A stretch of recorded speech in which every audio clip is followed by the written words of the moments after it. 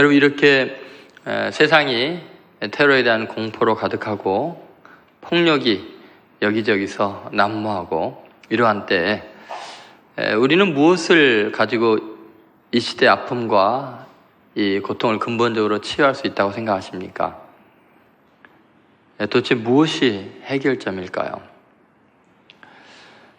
생각해 보면은 세례 요한이 살고 있던 그 당시에는 지금 이 시대보다 더 훨씬 폭력이 만연한 시대였습니다. 그 당시에 실제로 이런 일이 있었습니다. 로마가 폭력을 진압한다고 하면서 유대인들의 반란을 일으켰을 때 2,000명을 십자가에 못 박아 죽인 일이 있었습니다.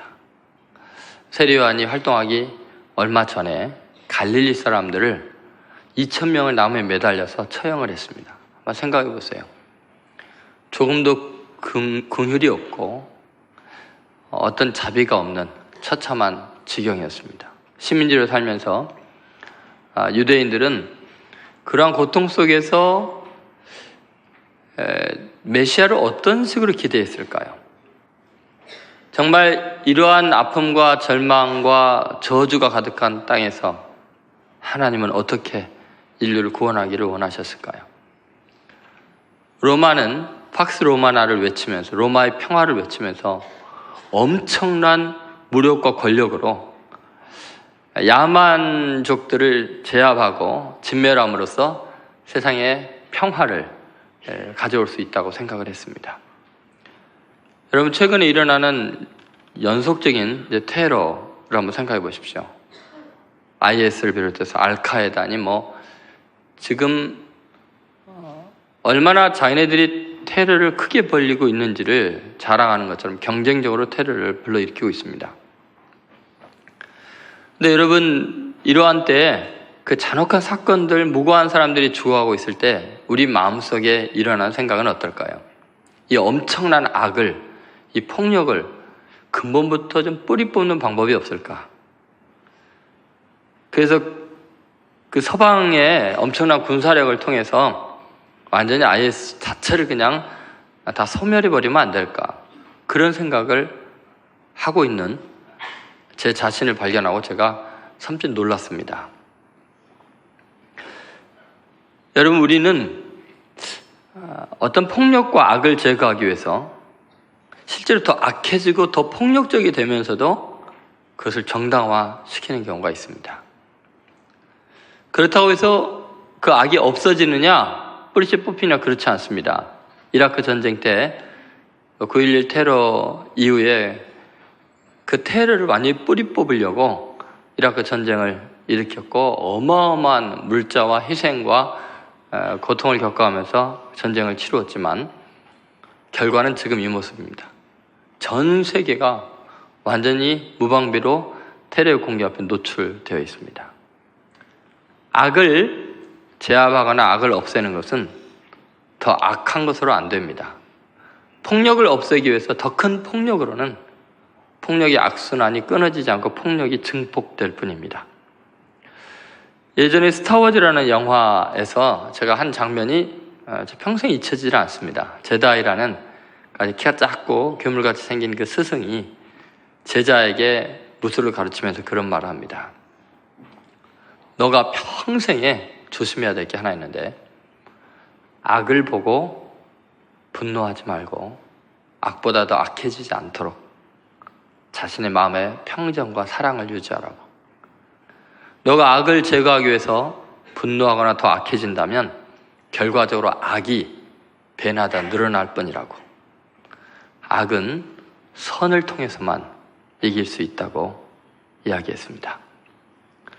여러분, 우리는 이런 이야기들을 물론 먼 나라 이야기를 할 때는 적용이 가능한 걸로 느껴지지만 우리의 삶의 현장에서 물리적인 피해를 당하거나 인격적인 모독을 당하거나 억울한 일을 겪을 때는 생각이 달라집니다. 성경을 읽고 예수님의 마음 원수를 사랑하고 위해서 기도하라는 말씀이 전혀 들려지지가 않죠. 직접적으로 내게 다가오는 현실적인 악 앞에서 우리는 쉽게 분노하고 원수보다도 더 악해지고 있는 자기 자신을 정당화시키고 있고 그래서 계속해서 악만 커지고 피차간에 물고 뜯고 죽이려고 하면서도 잘하고 있다고 착각을 하고 있습니다. 근데 그런 위험성, 그런 어리석음이 우리에겐 계속 노출이 됩니다.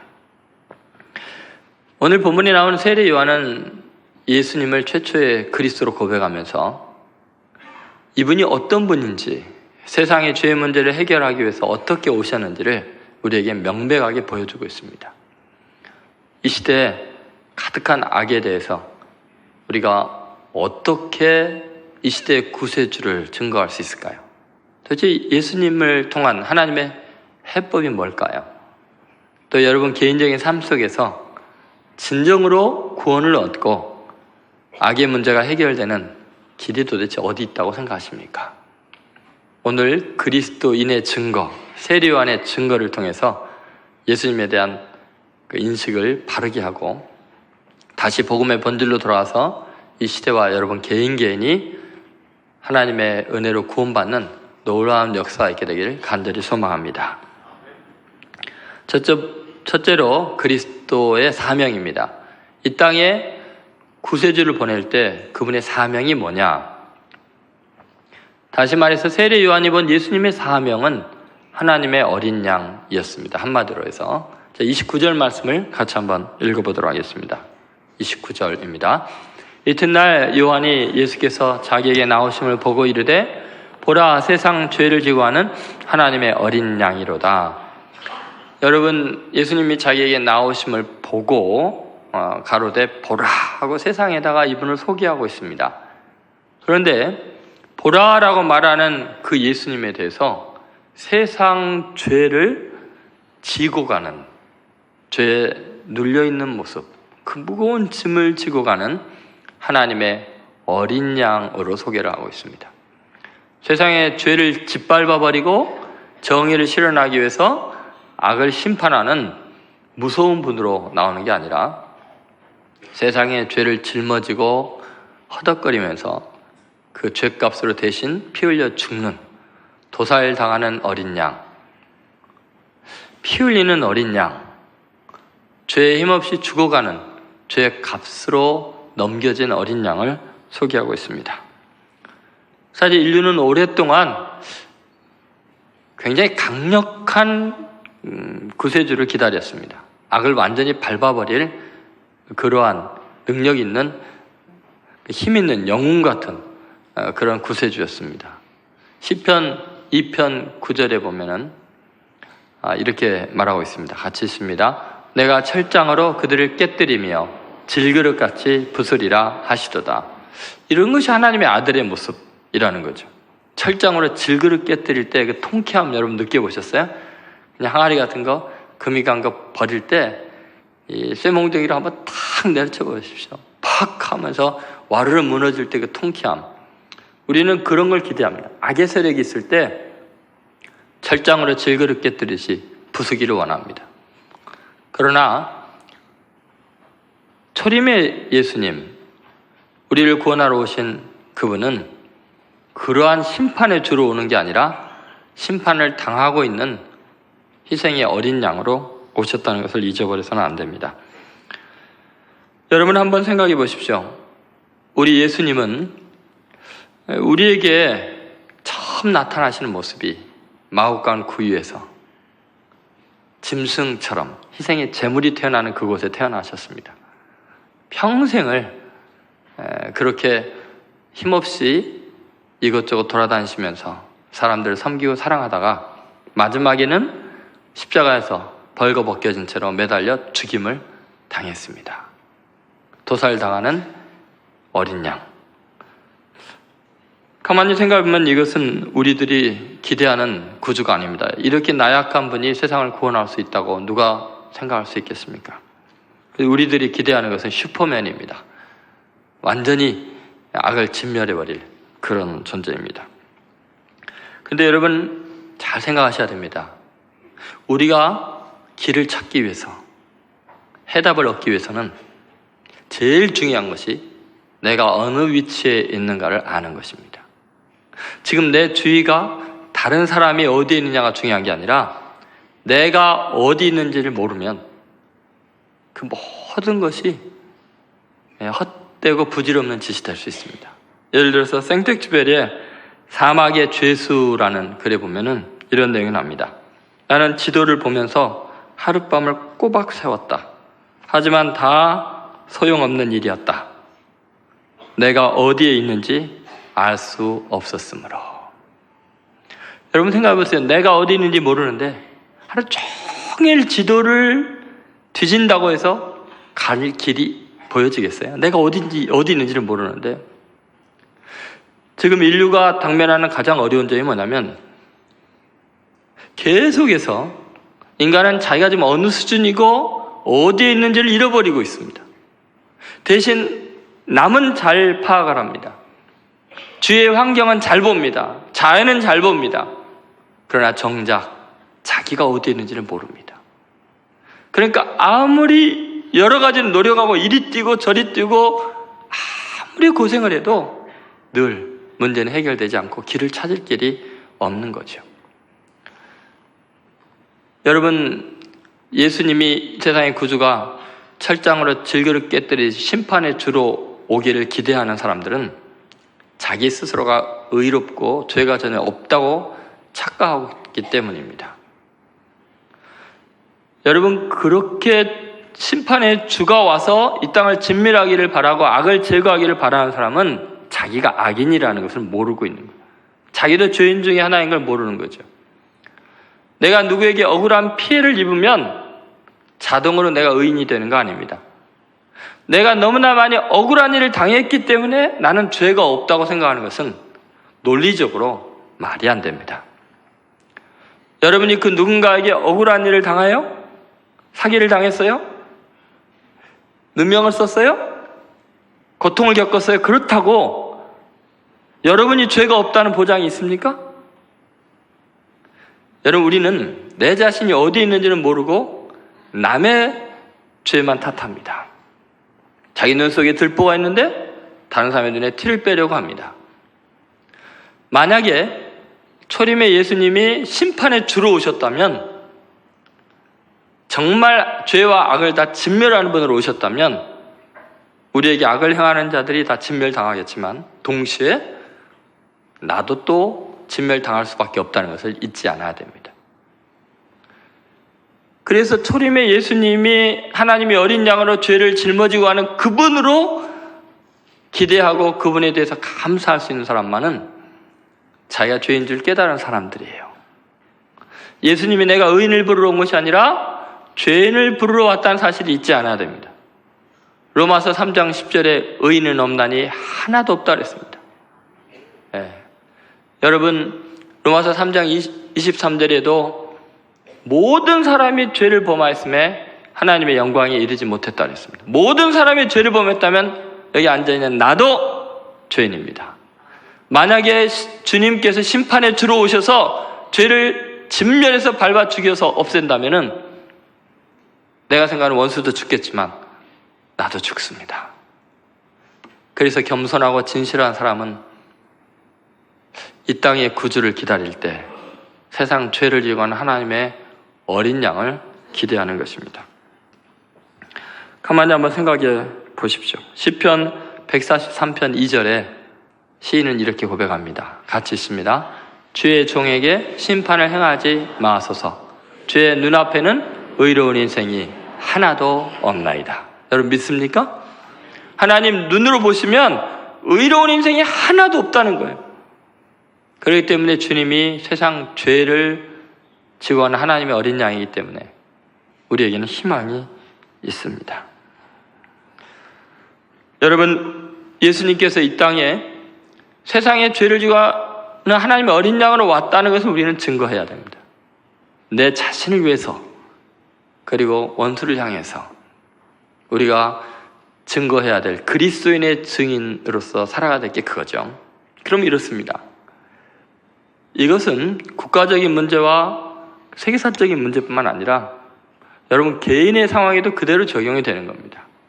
누군가가 여러분에게 악을 행하고 죄를 범하고 불합리하게 했을 때 그 해결하는 방법은 내가 그 사람보다 더 악해지고 더 폭력적이 돼서 제압하는 게 아니에요.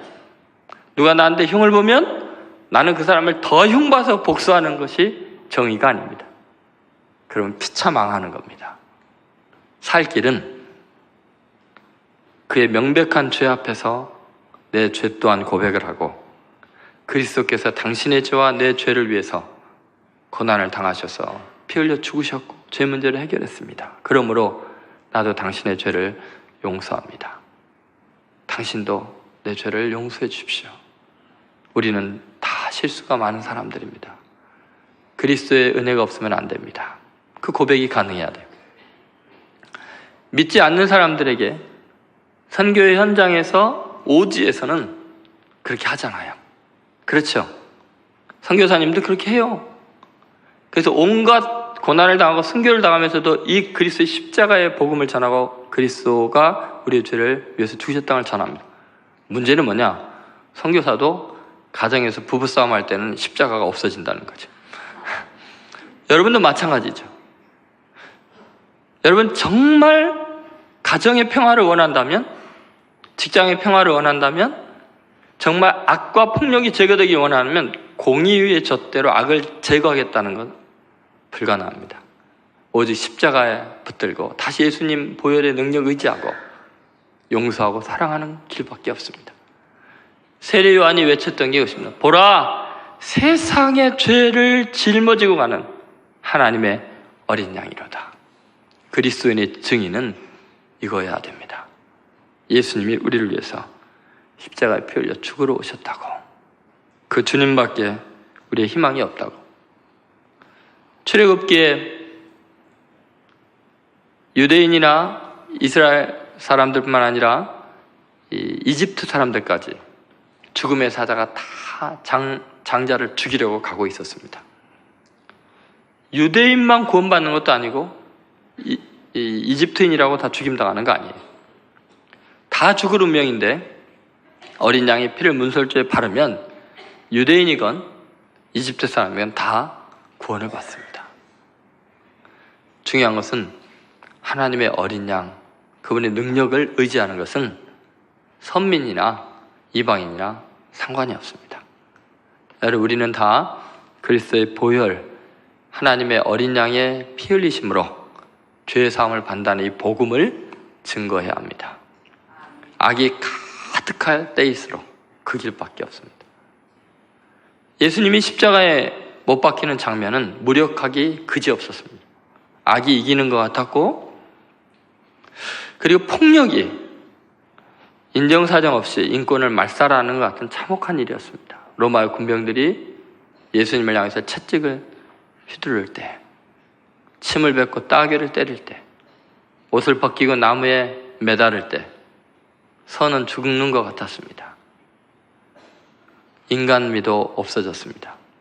근데 참 놀라운 것은 예수님은 그렇게 피 흘려 죽으셨습니다. 그런데 놀랍게 로마의 군병들이 마음이 흔들리기 시작했습니다. 왜냐하면 그분이 아버지 저들의 죄를 사하여 주옵소서, 자기들이 하는 일을 알지 못함입니다. 백부장이 예수님이 숨을 거두시는 그 순간에 통곡을 하면서 이는 진실로 하나님의 아들이었도다. 그들의 마음속에 있는 증오심과 악이 녹아내렸습니다. 그분의 용서와 사랑의 힘이었습니다. 그리고 로마 제국은 기독교 국가로 불과 몇백 년이 지나지 않아서 바뀌게 됩니다. 여러분, 오래 시간이 걸릴 것 같지만 실제로 가장 강력한 힘은 용서와 사랑의 복음입니다. 그것밖에는 세상의 악과 폭력을 제거하는 길이 없습니다. 그리스도인은 그렇게 그리스도의 십자가의 피로 이 세상의 평화와 사랑을 가져와야 될 줄로 믿습니다. 두 번째 세례 요한이 증거하는 것은 그리스도의 가치입니다. 예수님이 어떤 분이신가? 그분은 자기보다 먼저 계신 분이라고 이야기합니다. 30절에서 31절 말씀 같이 읽어보겠습니다. 내가 전에 말하기를 내 뒤에 오는 사람이 있는데 나보다 앞선 것은 그가 나보다 먼저 계심이라 한 것이 이 사람을 가리킵니다. 나도 그를 알지 못하였으나 내가 와서 물로 세례를 베푸는 것은 그를 이스라엘에 나타내려 함이라 하니라. 여러분, 세례 요한이 지금 하는 말에는 예수님의 가치에 대한 평가를 우리가 생각하는 것과 전혀 다른 차원에서 하고 있다는 것이죠. 여러분, 우리가 어떤 본질을 꿰뚫어서 본다는 게 굉장히 어렵습니다. 예를 들면 여러분이 커피 한 잔에 담긴 물 정도면은 이걸 증발시키면은 집 한 채를 40cm 두께의 안개로 다 덮을 수가 있답니다. 그러면 집이 안 보이게 되는 거예요. 찬란한 태양이 지금 그 안개를 비추고 있고 금세 증발해서 없어질 텐데 그 안개를 통해서 보려고 하면 속에 있는 집이 보이지가 않습니다. 여러분, 정말 어려운 게 뭔가 겹겹이 쌓여있는 현실의 장벽을 뚫고 정말 그 본질을 볼 수 있느냐, 가치를 제대로 평가할 수 있느냐의 문제예요. 영국의 정치가인 윌리엄 윌버포스가 노예제도가 불합리하고 성경적이지 않고 하나님 뜻에 합당하지 않다는 것을 알고 노예제도 폐지 운동을 벌입니다. 근데 그는 국회를 통해서 국회의원이 돼서 원래 목사가 되고 싶었지만 존 뉴턴 목사님의 권면에 따라서 하나님의 정의와 사랑을 국회의원으로서 실행하려는 중요한 사명을 감당하죠. 40년이 넘게 입법을 위해서 노력을 합니다. 노예 폐지 운동을 벌이죠. 링컨은 남북 전쟁을 통해서 수백만의 사람들이 죽은 가운데 이루었지만 윌리엄 밀버퍼스는 끝까지 법을 통해서 그 일을 이루죠. 근데 여러분, 그때 영국 전체 경제는 노예 제도에 의해서 움직여지고 있었습니다. 국가의 가장 중요한 일이에요. 시민 통치를 통해서 이루어지고 있었으니까. 그러한 때 윌리엄 밀버퍼스가 노예 폐지 운동을 성경적이지 않다고 주장할 때 정치계 거물급들, 경제계의 이권이 전부 다 연결되어 있기 때문에 살해 위협을 계속 느꼈습니다. 현실이 너무너무 두꺼웠습니다. 하나님의 정의와 사랑, 그것은 현실화되기는 너무나 멀리 보였습니다. 그런데 그는 끝까지 투쟁을 합니다. 그리고 마지막 숨이 넘어가기 전에 노예 제도가 폐지되는 입법이 통과되는 것을 보고 죽습니다. 그가 이런 말을 했습니다. 현실의 벽은 직접적인 성격 때문에 사실보다 높게 보이기 마련이다. 여러분, 직접적인 피해를 당하고 폭력의 피해를 당하고 악에 횡행하는 것을 겪게 되면 그 악은 도저히 제거가 불가능할 것처럼 이 폭력이라는 게 너무 어마어마한 힘인 것 같이 느껴집니다. 왜냐하면 직접적으로 와닿기 때문입니다. 그러나 그것을 지금 비추고 계신 주님의 빛, 역사를 주관하시는 하나님의 능력에 손에 맡긴다면 그 현실의 벽이라는 건 아무것도 아닙니다. 그 안개는 금세 거쳐질 것이고 하나님의 사랑과 공의는 즉시 임할 수도 있습니다. 중요한 건 뭐냐? 어떠한 시각으로 바라보느냐, 가치평가를 어떻게 하느냐에 따라서 우리는 절망할 수도 있고 절망 속에서 엄청난 희망을 가질 수도 있습니다.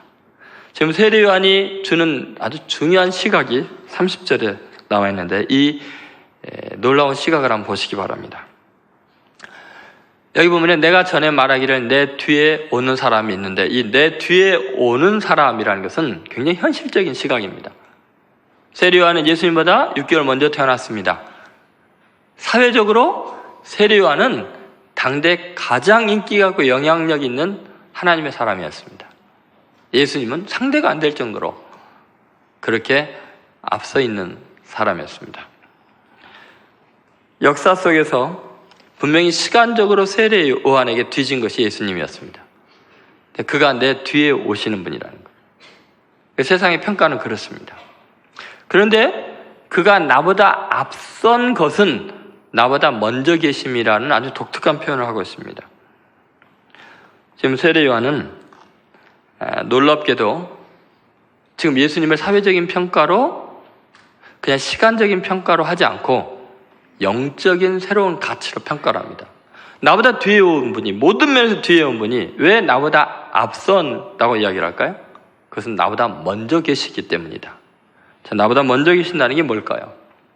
물론 이것은 성경적인 시각이죠. 미가서 5장 2절을 보면 예수님이 베들레헴에 탄생하게 되는데 그 탄생할 아기에 대해서 예수님이 탄생하기 730년 전에 이렇게 예언이 되어 있었습니다. 같이 읽겠습니다. 베들레헴 에브라다야, 너는 유다 족속 중에 작을지라도 이스라엘 다스릴 자가 내게서 내게로 나올 것이라. 그의 근본은 상고에 영원에 있느니라. 베들레헴 에브라다는 예루살렘에 비하면 아무것도 아니죠. 유다 족속 중에 아주 작은 마을이죠. 사회적인 평가로 본다면 아무것도 아닌 곳에서 이스라엘을 다스릴 자가 온다는 거예요. 그런데 그분이 다스릴 자이고 왕으로 오는 것은 뭐냐? 그의 근본이 상고에 영원에 있느니라. 시간적으로 지금 태어난 아기가 그의 근본이 영원에 있는 거죠. 태초 전에 존재한 분이라는 거죠. 여러분, 이게 뭘 의미하는가 한번 생각해 보십시오. 시편 90편 2절에 보면 이런 말씀이 있습니다. 같이 있습니다. 산이 생기기 전, 땅과 세계도 주께서 조성하시기 전, 곧 영원부터 영원까지 주는 하나님이시니이다. 땅이 생기기 전에, 땅과 세계도 주님께서 조성하시기 전에 존재하신 하나님. 그 하나님은 시간을 초월합니다. 물리적인 세계의 가치 평가를 초월하는 영적인 실체이시죠. 다시 말해서 세례 요한이 보는 예수님은 나보다 늦게 태어났고 나보다 안 유명하고 내 사촌 동생이다라는 사회적인 평가를 뛰어넘어서 영적으로 그분을 보고 있습니다. 이분은 나보다 먼저 계신 분이다. 나보다 늦게 태어났는데 물리적인 세계의 평가, 사회적인 평가가 아니라 영적으로 보니까 이분은 하나님이시다라는 거죠. 여러분, 이 가치평가에 굉장히 중요한 초점을 생각해 보십시오. 빌립보서 2장 5절부터 11절에 보면 그런 내용이 나와 있는데 그 앞부분에 이렇습니다. 같이 있습니다. 너희 안에 이 마음을 품으라. 곧 그리스도 예수의 마음이니 그는 근본 하나님의 본체시나 하나님과 동등됨을 취할 것을 여기지 아니하시고. 여러분, 여기 보면 그분은 근본 하나님의 뭐예요? 본체십니다. 예수님은 세례 요한이 보기에 나보다 뒤처져 태어난 분 같지만 실제로 그분은 하나님의 본체라는 거죠. 여러분, 예수님을 바라볼 때 그분이 4대 성인 중에 한 분이라면 우리에게는 의미가 없습니다. 그분은 먼저 계신 분입니다. 선재하신 하나님이십니다. 시간의 흐름에 따라서 존재하게 된 분이 아니라 시간이 있기 전에, 창조 전에 존재하신 하나님이십니다. 그분이 우리를 구원하려고 육신을 입고 이 땅에 오신 것이 하나님의 어린 양으로, 하나님의 아들로 이 땅에 태어난 거죠. 여러분, 요한복음 1장 1절에도 보면 그 예수님을 말씀으로 표현하고 있는데 거기에 이렇게 나옵니다. 같이 있습니다. 태초에 말씀이 계시니라. 이 말씀이 하나님과 함께 계셨으니 이 말씀은 곧 하나님이시니라.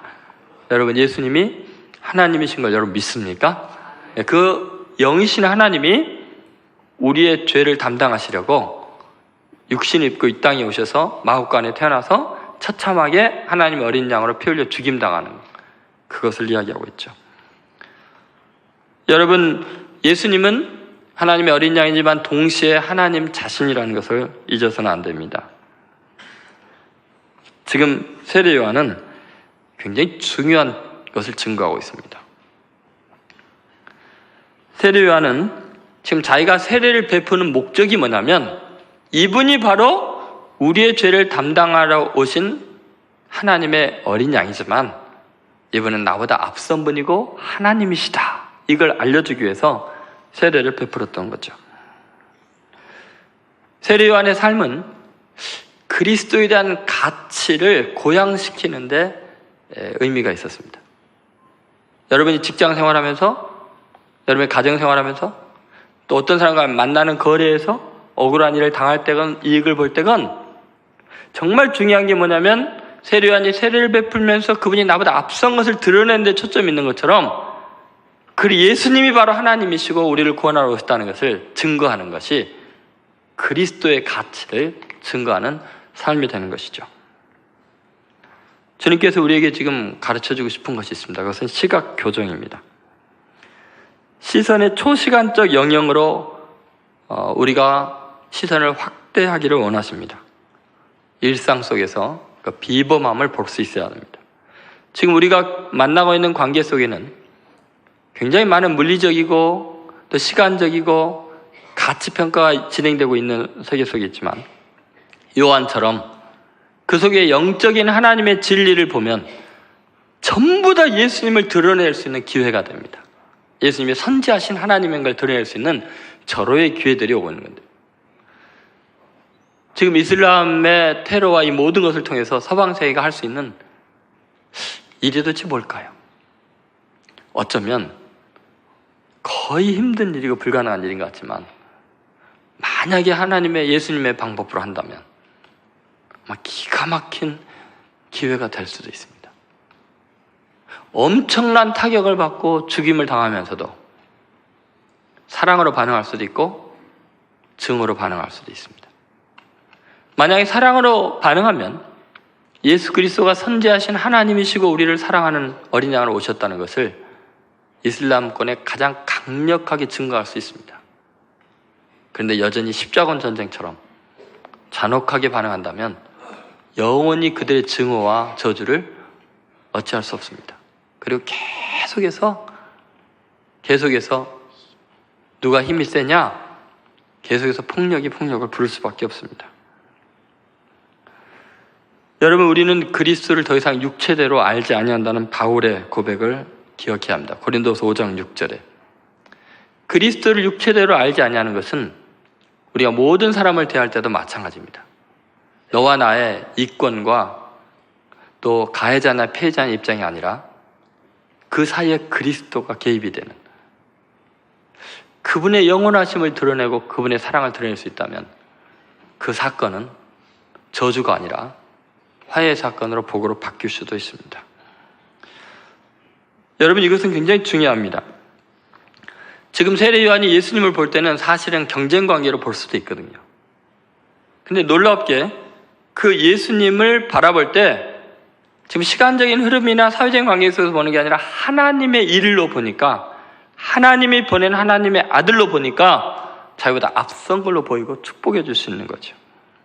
다시 말해서 세속적인 가치평가로 이 사람을 비교하는 게 아니에요. 이 사람이 나의 이득이 됐냐 피해가 되냐, 나보다 훌륭하냐 아니냐, 나보다 부자냐 가난하냐, 그게 아니라 하나님이 이 사람에게 어떤 의미가 있느냐를 보는 겁니다. 이분이 하나님의 아들이라면 내가 아무리 먼저 태어나도, 내가 아무리 더 유명해도 그분 앞에 고개를 숙이고 있는 거죠. 그리스도에 대해서 전혀 새로운 가치를 부여하고 있습니다. 여러분, 이것이 정말 중요합니다. 여러분이 다른 사람을 볼 때 이 사람이 나한테 지금 원수지라고 보는 게 아니라 하나님이 이 사람을 어떻게 대하고 계시는가, 그걸로 봐야 합니다.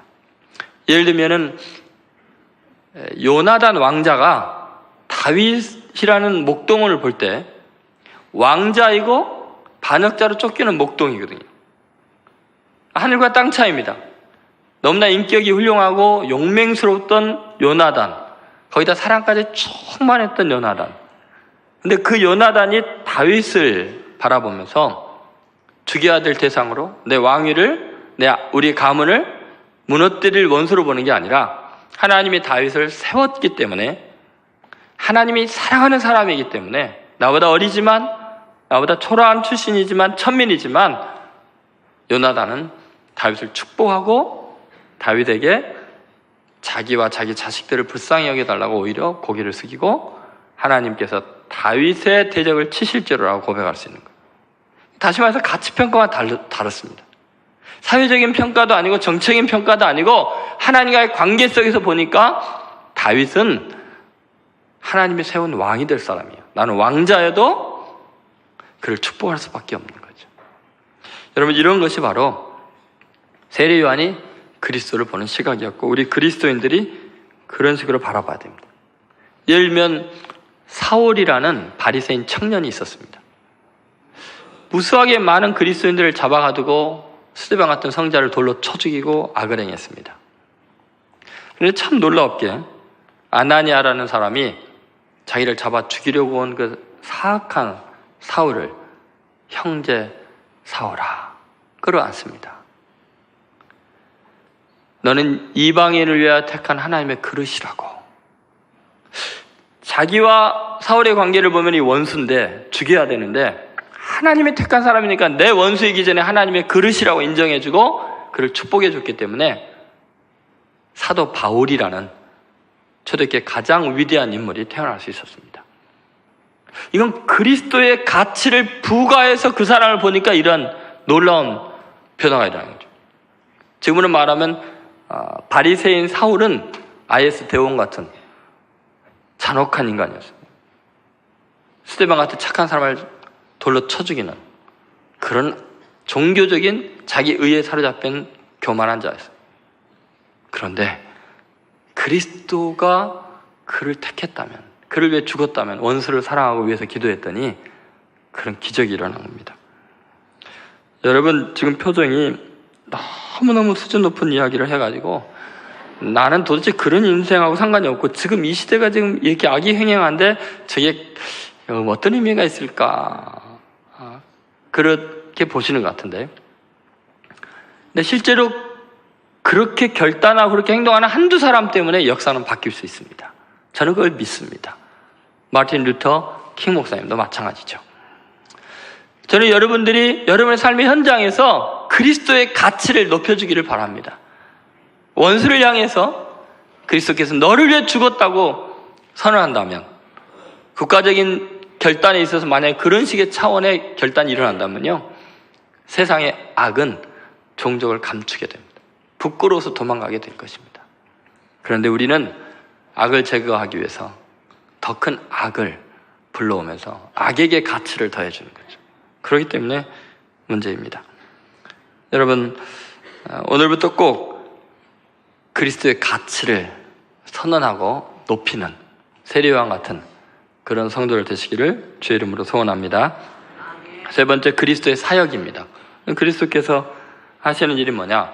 성령으로 세례를 주시는 분입니다. 32절에서 34절 말씀까지, 32절에서 34절까지 보시면 하나님의 아들이 하는 일이 뭔가, 성령과 밀접한 관계가 있죠. 자, 한번 같이 읽어보겠습니다. 요한이 또 증언하여 이르되 내가 보매 성령이 비둘기같이 하늘로부터 내려와서 그의 위에 머물렀더라. 나도 그를 알지 못하였으나 나를 보내어 물로 세례를 베풀라 하신 그이가 나에게 말씀하시되 성령이 내려서 누구 위에든지 머무는 것을 보거든 그가 곧 성령으로 세례를 베푸는 이인 줄 알라 하셨기에 내가 보고 그가 하나님의 아들이심을 증언하였노라 하니라. 예수님이 하나님의 아들로서 이 땅에 오셔서 하는 굉장히 중요한 사역이 있습니다. 그 중에 하나가 바로 성령으로 세례를 주십니다. 예수님이 하나님의 아들이란 증거가 세례를 받을 때 성령이 내려와서 비둘기처럼 머무는 것을 통해서 알 수 있었습니다. 그러니까 성령이 충만하고 성령의 사람이었기 때문에 하나님이 아들인 걸 알 수 있는데, 그분이 하는 일이 뭐냐? 세례요한은 나는 물로 세례를 주거니와 그는 성령으로 세례를 주시는 분이다. 여러분, 이것은 얼마나 중요한 이야기인지 모릅니다. 우리가 예수님을 어떤 분으로 인식하느냐? 대부분의 크리스천들은 기존에 예수님을 내 죄를 사하는 십자가에 피 흘려 죽으신 하나님의 어린 양으로, 내 구주로 그렇게 인정을 합니다. 그 다음은 어떻게 했다는 거예요? 맨날 예수님을 생각하면서 십자가 생각하면서 내 죄 용서해달라고 그 십자가만 붙듭니다 하면서 죄 용서받고 나가서 또 죄 짓습니다. 무기력하게 당합니다. 그리고 또 주님의 십자가 붙들고 회개하고 용서해달라고 기도합니다. 그리고 또 나가서 죄 짓습니다. 이것은 그리스도께서 하신 일, 사역을 몰라서 그렇습니다. 예수님은 우리를 위해 십자가에 죽으러 오신 것이, 우리의 죄를 용서하러 오신 것이 궁극적인 목적이 아닙니다. 그분은 우리의 죄를 위해 십자가에 죽으신 다음에 우리에게 성령을 부어주시려고 오신 것입니다. 주님이 행하신 가장 중요한 일이 뭐냐? 죄를 사하고 깨끗해진 심령 속에 하나님의 거룩한 영을 집어넣기 위해서 죄를 사한 겁니다. 하나님의 성령에 감동된 사람들을 이 땅에 만들기 위해서 오신 것입니다. 그래서 하나님의 어린 양으로 오신 그분이 성령으로 세례를 주실 분이라고 말하는 거예요. 여러분, 우리가 기억해야 될 것이 있습니다. 우리가 예수님을 구주로 믿는다는 것은 이미 성령을 받았다는 거예요. 누구든지 성령으로 말미암지 않고는 예수를 주시라 할 수 없기 때문에. 그래서 우리 안에 성령님이 계신지 안 계신지 알아야 합니다. 그걸 모르면 그리스도의 사람이 아니죠. 그래서 로마서 8장에 보면은 8장 9절인가요? 그런 말씀이 있습니다. 같이 한번 읽어보겠습니다. 만일 너희 속에 하나님의 영이 거하시면 너희가 육신에 있지 아니하고 영에 있나니 누구든지 그리스도의 영이 없으면 그리스도의 사람이 아니니라. 여러분 안에 그리스도의 영이 있는 거 믿습니까? 예수님을 주로 고백하는 것 자체가 불가능해요. 그래서 세례 요한도 예수님이 누구신지 자기도 몰랐는데 성령이 임하는 걸 보고서야 알았다 그러잖아. 우리도 예수님이 누군지 알 수 없는데 내 안에 하나님의 영이 거할 때 예수님이 믿어지는 거예요. 그러니까 내가 예수님을 2000년 전에 그 나사렛 예수 목수의 아들 유대인이 나의 구주이고 하나님의 아들인 게 믿어진다는 것은 기적이죠. 내 안에 성령님이 계시니까 믿어지는 거예요. 성령으로 말미암지 않으면 누구든지 예수를 주시라 할 수 없느니라. 근데 중요한 것은 뭐냐? 그 성령님이 우리 안에 내주하신다면 우리는 그 성령님을 인정해야 합니다.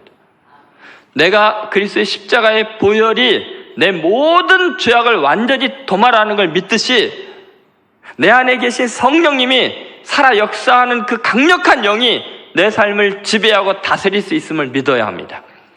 내 연약한 육체의 생각, 분노와 교만과 저주와 악을 컨트롤하시고 성령의 강력한 능력이 나를 죄로부터 자유케 하는, 그리고 나로 하여금 승리케 하는 위대한 영이신 것을 믿어야 합니다. 근데 우리는 예수님을 생각할 때 그냥 보혈의 피로 죄 사함 받은 분으로만 생각하니까 문제.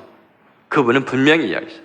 예수님께서 요한복음 20장 22절에 보면 부활하신 다음에 제자들이 하신 아주 중요한 말씀이 있습니다. 같이 읽어보겠습니다. 이 말씀을 하시고 그들을 향하사 숨을 내쉬며 이르시되 성령을 받으라. 여러분, 예수님이 결국은 십자가에 죽으시고 부활하신 목적이 뭐예요? 성령을 주시기 위해서요. 성령의 능력을 주시기 위해서.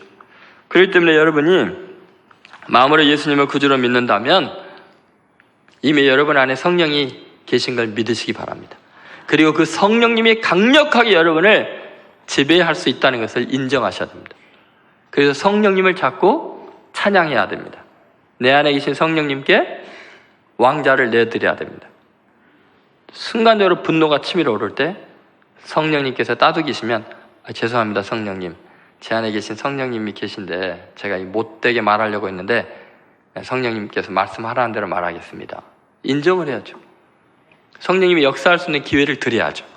계시는데도 완전 무시하니까 우리는 분명히 성령을 소유하고 있는 사람임에도 불구하고 육체의 소욕을 따라서 악을 행하는 거죠. 여러분, 인간은 성령님께 왕자를 내드리냐 아니면 악녀에게 왕자를 내주느냐 둘 중에 하나입니다. 육신의 소욕대로 살 것이냐 성령의 소욕대로 살 것이냐 둘 중에 하나입니다. 예수 믿기 전에는 선택의 여지가 없었어요. 그냥 악이 지배하는 대로 악하게 반응할 수밖에 없었어요.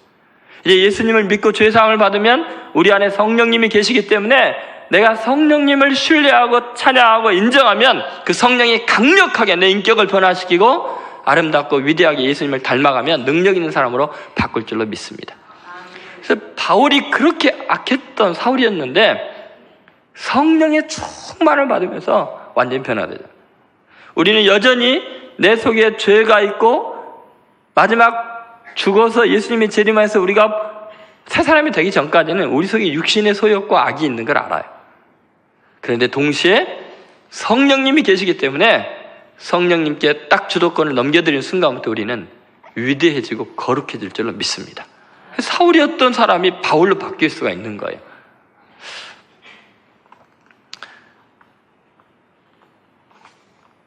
열정 성공 리더십이라는 책이 있어요. 거기에 팀 한셀이라는 교육학자가 쓴 책인데 거기에 보면은 10년 만에 한 친구를 만납니다. 근데 이 친구가 10년 전에도 예수를 믿었지만 얼굴이 놀랍게 바뀌었고요. 환하고 기쁨이 충만한 거예요. 성령 충만해 보였습니다. 그래서 도대체 너 무슨 일이 그동안 있었니 했더니 그 친구가 이런 말 합니다. 로마서를 다시 읽고 내가 정말 죄인인 것과 성령님이 내 안에 오셨음을 깨달았어. 그거야 너 예전에도 믿었으니까 그거 예전에도 알았잖아. 맞아. 내가 죄인이라는 것을 확실히 항상 알고 있었고, 그런데 문제는 뭐냐면 전에 나는 크리스찬이 되었으니까 더 이상 죄를 짓지 않아야 된다는 중압감 때문에 잘못을 저지를 때마다 며칠이고 고통을 당하고 힘들어했지. 근데 로마서를 읽으면서 두 가지 중요한 사실을 깨달았는데, 첫째는 내가 죄인이고 또 앞으로도 죄를 지을 수밖에 없다는 것, 그것을 깨달았어. 그러나 두 번째로 깨달은 것은 더 놀라운 건데, 그것은 내가 만일 어떤 좋은 일을 했다면 그것은 내가 아니라 내 안에 오셔서 역사하시는 성령님이시라는 사실을 깨달은 거야. 내게 좋은 변화가 일어날 때마다 그것이 성령의 능력이라는 것을 알았어. 그 후로부터 난 항상 내 삶에 역사하시는 성령님을 보고 있고, 그것은 일시적인 감정이 아니고 생생한 사실이고 끊임없이 일어나는 사건이야. 여러분, 보혈의 능력으로 죄사함 받은 것이 명백한 사실이라면 여러분 속에서 선한 일을 이루시는 성령님의 존재와 능력 또한 사실인 것을 믿으시기 바랍니다. 여러분, 이 세상의 악의 문제는 더 악해져서 해결되는 게 아니에요. 거룩한 성령님, 그 성령님의 지배를 받아야 악의 영이 떠나가게 됩니다. 그 한 국가건 세계건 개인이건 마찬가지죠. 여러분, 이렇게 여러분이 증언해야 될 게 바로 이런 것들입니다. 우리의 죄를 짊어지러 오신 하나님의 어린 양을 전하시고 그분의 가치를 모든 관계 속에서 다시 한번 선포하시고, 그리고 성령의 능력으로 지배받아서 인격이 예수님을 닮아가는 하나님의 영에 감동된 사람들, 시대를 구원하는 위대한 인물들이 되시기를 주의 이름으로 축원드립니다.